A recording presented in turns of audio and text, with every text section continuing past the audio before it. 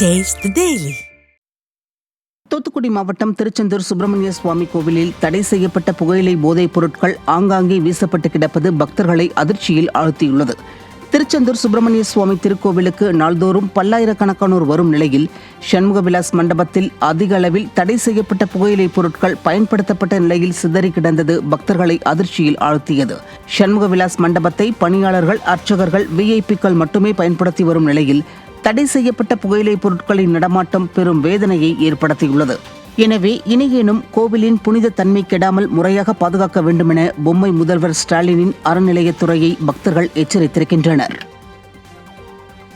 சென்னை தியாகராய நகரில் பாலியல் தொழில் நடைபெற்று வந்தது அப்பகுதி மக்களிடையே அதிர்ச்சியை ஏற்படுத்தியுள்ளது. தியாகராய நகர் மூசா தெருவில் பல ஆண்டுகளாக வேலைவாய்ப்பு அலுவலகம் என்ற பெயரில் பாலியல் தொழில் நடைபெற்று வந்துள்ளது தற்போது விசாரணையில் அம்பலமாகியுள்ளது.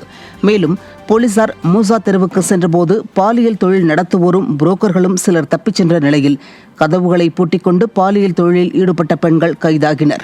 இந்நிலையில் கடந்த 3 ஆண்டுகளாக சமூக வலைதளத்தின் மூலம் பாலியல் தொழில் நடைபெற்று வந்துள்ளது அம்பலமாகியுள்ளது. பொம்மை முதல்வர் ஸ்டாலின் ஆட்சியில் ஏவல் துறை செயலிழந்துள்ளதால் குற்ற சம்பவங்கள் அதிகரித்து வருவதாக பொதுமக்கள் குற்றம் சாட்டியுள்ளனர்.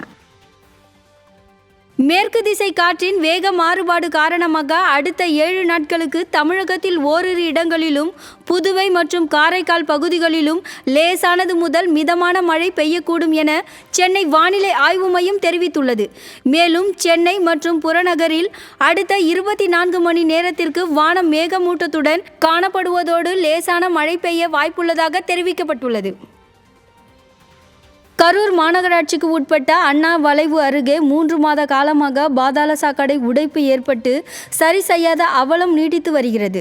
கரூர் வாங்கல் சாலையில் பாதாள சாக்கடையில் உடைப்பு ஏற்பட்டதால் அண்ணா வளைவு முதல் 5 ரோடு வரை சாலை மூடப்பட்டதால் வாகனங்கள் ஆலமரத்தெரு, ஜவஹர் பஜார் வழியாக மாற்றம் செய்யப்பட்டு இயங்கப்பட்டு வருகிறது. இதனால் கடும் போக்குவரத்து நெரிசல் ஏற்பட்டு மக்கள் அவதிக்குள்ளாகி உள்ளனர். ஒரு பள்ளத்தை சரி செய்யும் பணியும் முடிவடையும் தருவாயில் அதே இடத்தில் மீண்டும் ஒரு பள்ளம் விழுந்துள்ளது. இது குறித்து நடவடிக்கை எடுக்க பொம்மை முதல்வரின் தனி பிரிவுக்கும் மாநகராட்சி ஆணையரிடமும் புகார் அளிக்கப்பட்டு எந்தவித நடவடிக்கையும் எடுக்கவில்லை என மக்கள் குற்றம் சாட்டுகின்றனர். எனவே விரைந்து நடவடிக்கை எடுக்க கோரிக்கை எழுந்துள்ளது. ஜூன் மாதம் 7ஆம் தேதி வெள்ளிக்கிழமை சாயங்காலம் 4:30 மணிக்கு பாதாள சாக்கடை ஆயிடுச்சுன்ட்டு பள்ளம் விழுந்துச்சு. இன்றைக்கி தேதி என்ன பார்த்தீங்கன்னா 3 மாதம் 20 நாள் ஆகுது. நாங்கள் ரொம்ப சிரமப்பட்டுட்டோம். நாங்கள் இது விஷயமாக பல தடவை நாங்கள் கலெக்டர்கிட்ட மனு கொடுத்தோம். அப்புறம் கமிஷனர்கிட்ட போய் பேசினோம். அப்புறம் சிஎம் செல்லுக்கு நம்பர் கொடுத்தாங்க, அதுக்கும் பேசினோம். இப்போன்னு சொல்லிட்டு 3.5 மாதம் ஓடிடுச்சு.